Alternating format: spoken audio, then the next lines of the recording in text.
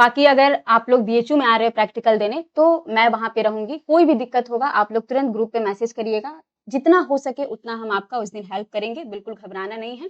चलिए नमस्कार, आप सभी का स्वागत है हमारे चैनल शिक्षा प्लानेट पे। तो अभी तक आप सभी को पता चल गया होगा कि आपके सीयूईटी पीजी जो प्रैक्टिकल डेट है वो आ गया है। अगर हम बीएचयू की बात करें तो लगभग 20 से 25 के 20 जून और 25 जून के बीच में आप सभी का प्रैक्टिकल हो जाएगा। डीयू का भी आपका जो प्रैक्टिकल डेट है वो आ जाएगा, लेकिन उससे पहले आज हम इस वीडियो के माध्यम से आपको बताएंगे कि किस तरीके से आपको प्रैक्टिकल तैयार करना है, क्या क्या डॉक्यूमेंट्स आपको ले जाना है, वोकल में क्या करना है, इंस्ट्रूमेंट में क्या करना है, एग्जाम सेंटर पे जाने के बाद क्या होता है, इन सारी विषयों पे आज हम बात करेंगे। चलिए, तो अगर हम शुरू करें सबसे पहले तो सबसे पहले आपको डॉक्यूमेंट्स की तरफ ले चलते हैं हम। डॉक्यूमेंट्स में आपको क्या करना है कि आपको सबसे पहले एग्जाम सेंटर पे 30 मिनट 45 मिनट पहले पहुंचना है, ताकि आप वहां पे जाके थोड़ा सा उस जगह से कंफर्टेबल हो जाएं उस जगह पे। उसके बाद आपको वहां पे क्या क्या चीजें लग रही हैं, क्या क्या डॉक्यूमेंट्स लग रहे हैं, थोड़ा सा इन सारी चीजों के विषय में जानकारी मिल जाए। अब ये बातें बताने का तात्पर्य ये है मेरा कि कभी कभी क्या होता है कि कुछ चीजें आपको कॉल लेटर में नहीं होते हैं कि ये चीजें लेकर आनी है, वहां पे क्या होता है वो चीजें लग जाती हैं। इसीलिए आपको सेंटर पे पहले पहुंचना है, ताकि जो भी एक्स्ट्रा आपके डॉक्यूमेंट्स लग रहे हैं आप उसका फोटोकॉपी कराकर बाहर से लेकर आ पाए। ठीक, तो ये तो हो गया कि एक्स्ट्रा अगर आपको कुछ लगा तो आपको तो जाहिर सी बात है कि जाना पड़ेगा बाहर चीजों को प्रिंट आउट कराने के लिए। अब जो भी आपके ओरिजिनल डॉक्यूमेंट्स है, 10th है, 12th है, ग्रेजुएशन के जितने भी आपके पास ग्रेड कार्ड्स हैं, इन सारी चीजों का क्या करवाना है आपको, इन सारी चीजों का 3 सेट आपको फोटोकॉपी कराना है। ठीक, 2 से 3 सेट कराना है, क्योंकि अगर वहां पे मान लीजिए कहीं पे एक्स्ट्रा लग गया कि हाँ यहाँ पे लग रहा है, चाहे हो सके वो भूल गया या समय पे ना मिले या दूसरे के डॉक्यूमेंट्स के साथ मिक्स हो जाए, तो इन सारी चीजों से बचने के लिए 2 से 3 कॉपी आप लोग लेके जाइएगा और साथ में ओरिजिनल कॉपी भी लेके जाना है। दूसरा बात ये हुआ। तीसरा बात आप मेरी एकदम ध्यान से सुन लीजिए कि प्रैक्टिकल देने आप लोग दूर दूर से आएंगे, तो ये बेवकूफी मत करिएगा कि जो जो चीजें लग रही हैं केवल वही लेकर जाएं। जितना भी आपके पास डॉक्यूमेंट्स है, जितना भी, चाहे वो मांगा हो ना मांगा हो, सारी डॉक्यूमेंट्स अपने फाइल में भरकर लेकर चले आइएगा। ठीक, उसके बाद यहाँ पे जो मांगा है आप लोग अरेंज कर लीजिएगा। उसके बाद तीसरा बात ये है कि जिसका बैकग्राउंड म्यूजिक नहीं है, जैसे कि ग्रेजुएशन जो लोग म्यूजिक से नहीं किए हैं, तो उनको सबसे पहले हम बात बता दें कि प्रभाकर या विशारद आपके पास होना चाहिए। प्रभाकर 6 साल का, विशारद की बात करें तो 5 साल का, तो ये आपके पास डॉक्यूमेंट्स होना चाहिए। इसमें थोड़ा सा एक और बात ध्यान देने वाली है कि जो लोग ग्रेजुएशन में होंगे, हो सके वो 6 सेमेस्टर का उनको ग्रेड कार्ड ना मिला हो या 5th सेमेस्टर का ना मिला हो, तो इन लोगों को क्या करना है, अपने वेबसाइट पे जाना है, पोर्टल पे जाना है या कॉलेज में जाना है, उसका नंबर जो भी आपका आया है उसका फोटो लेके आपको उसका फोटो कॉपी कराकर लेके चले आना है। ठीक, तो ये जो चीज है केवल ग्रेड कार्ड्स वालों के लिए है, प्रभाकर के लिए बिल्कुल नहीं है। प्रभाकर के लिए आपके पास हार्ड कॉपी होना चाहिए, प्रभाकर और विशारद का जो भी आप लोग के पास डिप्लोमा का मार्कशीट है। समझ में आया? तो इतना बात हुआ, और सभी चीज ओरिजिनल लेकर जाना है। ये तो बात हो गया डॉक्यूमेंट्स का।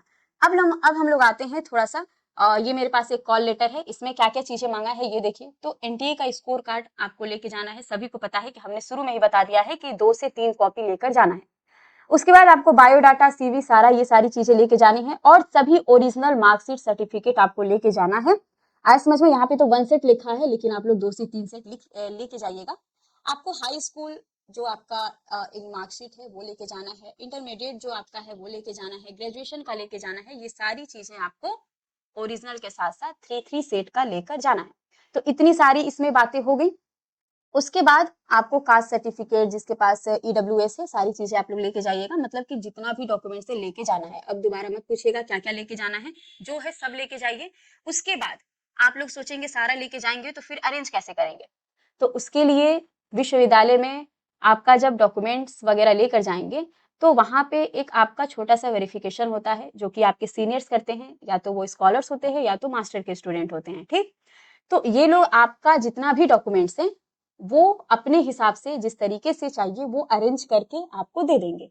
ठीक, समझ में आया इतना बात? तो इसके लिए बिल्कुल चिंतित नहीं होना है कि हम किस तरीके से अरेंज करेंगे। सीनियर आपके बैठे होंगे, सब कुछ आपके अरेंज करके देंगे। उसके बाद आपके पास एक सिग्नेचर करने के लिए पेपर आएगा, उस पे आप लोग जरूर सिग्नेचर करिएगा, वरना प्रैक्टिकल देते हुए भी आप लोग वहां पे एब्सेंट होंगे। इसीलिए आप लोग सिग्नेचर कहीं भी ध्यान से देना चाहिए, चाहे आप एग्जाम हॉल में बैठे हो, चाहे आप प्रैक्टिकल हॉल में बैठे हो। समझ में आए? तो सिग्नेचर आप लोग करिएगा। उसके बाद जो आपका नंबरिंग होगा कि आप दूसरे नंबर पे जाएंगे प्रैक्टिकल देने, तीसरे नंबर पे जाएंगे, चौथे नंबर पे जाएंगे, तो ये सारी नंबर जो है आप लोग अपना याद रखिएगा। एक और बात कि अपना जो फोटो है 4 से 5 रख लीजिएगा। आए समझ में? बहुत जगह फोटो लगता है, जो लोग डॉक्यूमेंट वेरिफिकेशन करते हैं वो तो लेते ही हैं, कुछ एक्स्ट्रा में भी आपके फोटो वहां पे कलेक्ट होते हैं, 2 से 3 आपको फोटो वहां पे देने पड़ेंगे। इसीलिए 6 से 7 पीस आप लोग अपना फोटो लेके जाइएगा। फोटो वही लेकर जाइएगा जो आपके एडमिट कार्ड पे है, ठीक। ये बिल्कुल आप लोग दिमाग में बैठा लीजिए कि एडमिट कार्ड पे जो आपका फोटो है वही फोटो 6 से 7 लेके जाइएगा, वहां पे जमा भी होता है आपका फोटो। उसके बाद एक होता है कि सेल्फ आपको सिग्नेचर करना है हर एक पेज पे, तो वो लोग आप पहले से मत करके जाइएगा, समझ में आया? वहां पे आए तो या तो आप स्कॉलर के सामने सिग्नेचर करिए या तो प्रोफेसर के सामने सिग्नेचर करिए। इतना बात समझ में आया? इतना बात क्लियर हो गया? कोई डाउट होगा कमेंट में लिखिएगा। आगे बढ़ते हैं, अब आते हैं हम लोग प्रैक्टिकल की तरफ। तो इतना समझ में आ गया। प्रैक्टिकल की तरफ हमारे अगर आगे बढ़े तो ये वोकल और इंस्ट्रूमेंट दोनों के लिए ये जरूरी बात है कि आपका ड्रेसिंग कोड जो है बहुत ही अच्छा होना चाहिए, ठीक। ये नहीं कि जींस और टॉप पहन के चले गए देने, कोई टी शर्ट और लोअर पे चला गया देने, ऐसे बिल्कुल नहीं करना है। आपको अपना ड्रेसिंग कोड जो है, लड़कियां अगर हैं तो सूट पहन के जाएंगी प्रॉपर दुपट्टे के साथ। लड़के जो है वो कुर्ता और पजामे में जाएंगे, बिल्कुल अच्छे नहा धो के तौर तरीके से। उसके बाद आपको इनवाइट किया जाएगा कि आपका प्रैक्टिकल है तो आप लोग जाइएगा, ठीक। इसमें हम एक और बात बता दें, जो इंस्ट्रूमेंट वाले बच्चे हैं वो पहले ही जाकर अपना सितार ट्यून करा लेंगे, ठीक। बिल्कुल भी शर्माना नहीं, अगर आप थोड़ा शर्मा गए पूरा प्रैक्टिकल आपका खराब चला जाएगा। तो वहां पे जाके किसी सीनियर को पकड़िए, किसी टीचर को पकड़िए, बोलिए कि मेरा सितार ट्यून कर दीजिए। सितार वालों पे हम आएंगे, पहले हम अभी जो बात कर रहे हैं वो करते हैं, ठीक। तो अब हम बात करते हैं वोकल की। ड्रेसिंग कोड समझ में आ गया क्या होना चाहिए? जाइएगा एग्जाम हॉल में, अगर सरस्वती माता की मूर्ति होगी तो प्रणाम करिएगा, उसके बाद फिर अपने गुरु जी को प्रणाम करिएगा, उसके बाद फिर बैठिएगा कायदे से। उसके बाद अगर हम वोकल वाले बच्चों की बात करें तो आप लोग पीजी में इंट्रेंस एग्जाम देने जा रहे हैं, तो बिल्कुल यहाँ पे यूजी वाली कहानी नहीं चलेगी, आपको सच में तैयार करके जाना होगा चीजें। तो अगर वोकल की बात करें, जो लोग आपके गायन में हैं, तो जो आपका चॉइस राग है वो बहुत ही अच्छे से तैयार होना चाहिए। आलाप के साथ, तान के साथ, ये सारी चीजें जो हैं, अगर किसी को केवल आरोह अवरोह पता है तो वो अभी सुन ले, आलाप थोड़ा तैयार कर लेगा, ठीक। बहुत बड़ा आलाप नहीं करना है, वहां पे बहुत बड़ा जाके दिखाना नहीं है कि मेरे को ये आता है। छोटा ही स्वर समूह लीजिए, लेकिन उसमें राग को क्या कर दीजिए, राग को क्या कर दीजिए कि उसको राग को परिलक्षित कर दीजिए कि हाँ ये राग है। आया समझ में? तो सबसे पहले ये करना है। उसके बाद आपको बंदिश पे आना है। बंदिश आप गाइए, बिल्कुल अच्छे स्वर के साथ गाइए। बंदिश गाने के बाद फिर आप वही तान करिए, 8 मात्रे की, 16 मात्रे की, जितना आपके अंदर रियाजी शक्ति जितना भी है वो सब दिखा दीजिए तान में। उसके बाद फिर आप क्या करिए, किसी को अगर तराना तैयार है, तराना सबको तो तैयार करना ही चाहिए, और किसी को नहीं भी तैयार है तो कोई बात नहीं। अगर जिसको तराना तैयार है वो अपनी तराना जो है प्रस्तुत करेगा। तराना प्रस्तुत करने के बाद आप फिर क्या कर दीजिएगा, खत्म कर दीजिएगा। इतना समझ में आया? अब जब जाकर आप बैठेंगे तो सबसे पहले आपसे एग्जामिनर पूछेगा कि कौन सा राग है, तो उस राग का नाम बताइएगा, परिचय बताइएगा, किस ताल में आप गाने वाले हैं वो बताइएगा। इतना बात समझ में आ गया? उसके बाद बंदिश, ताल, तराना, ये सारी चीजें गा दीजिएगा। एक और बात कि आप जो भी बंदिश गा रहे हैं उसका नाम याद होना चाहिए, किस मात्रे से शुरू है ये याद होना चाहिए, और जो भी आप तान गा रहे हैं एग्जामिनर पूछ सकता है बीच से रोक के कि ये तान है कितने मात्रे से शुरू हुआ है। तो इस तरीके से पूरा कमांड होना चाहिए आपके बंदिश पे। ये तो बात हो गया किस तरीके से चीजों को गाना है। अब अगर एग्जामिनर पूछे कोई बड़ा ख्याल तैयार है तो आप लोग बड़ा ख्याल तैयार करके जाइएगा, क्योंकि आप लोग अब मास्टर में एडमिशन लेने जा रहे हैं, तो जाहिर सी बात है कि बड़ा ख्याल आपका तैयार होना चाहिए। बड़ा ख्याल तैयार करके जाइएगा, बड़ा ख्याल को गाइएगा। उसके बाद अगर बोले छोटा ख्याल तो बड़ा ख्याल के बाद छोटा ख्याल गा दीजिएगा। इस तरीके से जो छोटा ख्याल में जो भी पैटर्न रहा है बड़ा ख्याल में करिएगा। इसके अतिरिक्त कभी कभी एग्जामिनर को अच्छा लग जाता है तो पूछ देता है कि चैती, कजरी, ये सारी चीजें आती हैं कि नहीं, तो अगर कोई तैयार करके गए हैं तो गा दीजिएगा, वरना अपना चॉइस राग पे ही आपके नंबर या चॉइस राग पे ही आपका एडमिशन जो है वो टिका हुआ है, तो चॉइस राग बिल्कुल तैयार करके जाइएगा। उसके बाद बात करते हैं हम लोग ताल की। ताल की जो हम बात कर रहे हैं वो वोकल और इंस्ट्रूमेंट दोनों के लिए बात कर रहे हैं। ताल में अगर हम जाएं तो जितने भी आपके बेसिक ताल हैं, बेसिक ताल मतलब जैसे आपके 3 ताल हैं, 4 ताल हैं, झप ताल है आपका, सूल ताल है आपका, दादरा है, कहरवा है, थमार है, दीपचंदी ताल है आपका, फिर इस तरीके से तिलवाड़ा ताल है आपका, आड़ा चौताल है आपका। इस तरीके से जितने भी आपके ताल होंगे उन सभी तालों का एक गुण आना चाहिए, दुगुन आना चाहिए, तिगुन आना चाहिए और चौगुन आना चाहिए। अगर किसी का तिगुन तैयार नहीं है तो तैयार कर लीजिएगा। उसके बाद अगर किसी बच्चे को आड़ भी लगाने आ रहा है, किसी ताल का कुआड़ भी लगाने आ रहा है किसी ताल का, तब तो ये बहुत ही अच्छी बात है, ठीक। बहुत ही अच्छी बात है कि आपको किसी ताल का आड़ कुआड़ लगाने आ रहा है। अगर आपको लगाने आ रहा है तो वहां पे जाके बोलिएगा कि सर हमको इसका आड़ भी लगाने आता है, तो वो एग्जामिनर को इतना तो पता चलेगा कि हाँ बच्चे को एक गुण, दो गुण, चौगुन, तीन गुण के साथ साथ आड़ को आड़ भी लगाने आ रहा है। तो आप लोग वहां पे जितनी भी चीजें आपको पता होगा वो सारी चीजें आप लोग वहां पे बताइएगा। तो ये वोकल और इंस्ट्रूमेंट दोनों के लिए है।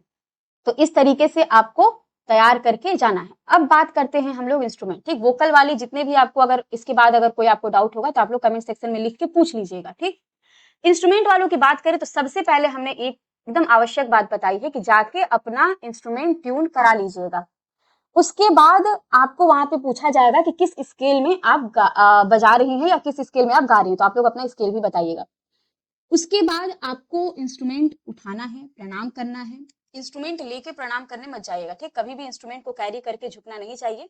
तो सबसे पहले वही जो वोकल में हमने बताया वही इंस्ट्रूमेंट में है, जाइएगा, बैठिएगा, अपना राग बताइएगा, उस राग का थोड़ा बहुत आप परिचय दीजिएगा।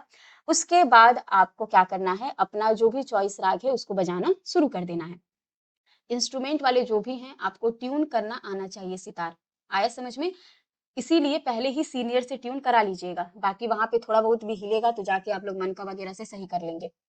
तो ट्यूनिंग करा लीजिएगा, आलाप बजाइएगा, उसके बाद मसीद खानी बजाइएगा, तोड़ा बजाइएगा, रजा खाने, फिर तान, उसके बाद झाला तिहाई लगाकर खत्म कर दीजिएगा। जितना भी आपकी तैयारी होगी एक राग के अंतर्गत वो कर लीजिएगा। तो इतना समझ में आ गया।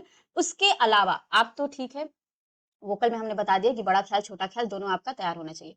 इसमें हमने आपको डिटेल में बता दिया कि एक चॉइस राग आपका डिटेल होना चाहिए, नॉन डिटेल कम से कम 3 आपका तैयार होना चाहिए। आए समझ में?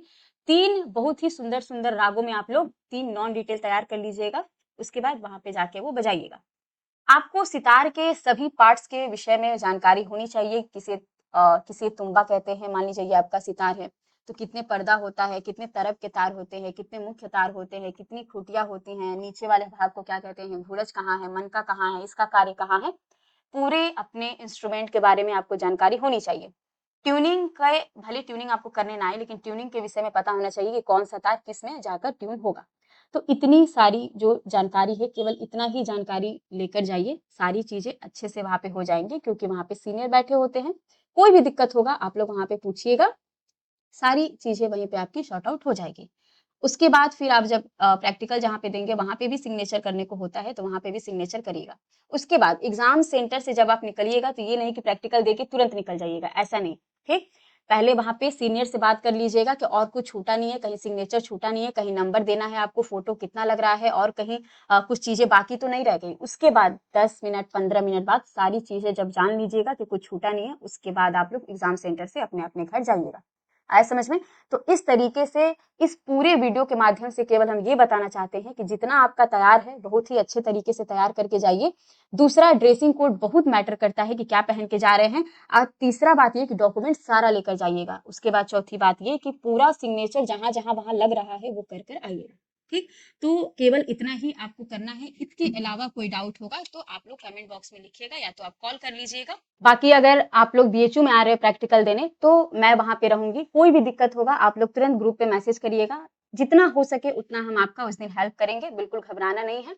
हमने भी प्रैक्टिकल दिया है, हमको पता है कितना घबराहट होता है, लेकिन उतना घबराने की जरूरत नहीं है, ठीक। तो कुछ भी दिक्कत होगा तुरंत व्हाट्सएप पे मैसेज करिएगा, हम जरूर आएंगे। चलिए, तो आज के लिए बस इतना ही। ऑल द बेस्ट, बहुत अच्छे से एग्जाम दीजिए, अपने आप पे विश्वास रखिए, हो जाएगा। ओके, चलिए, धन्यवाद।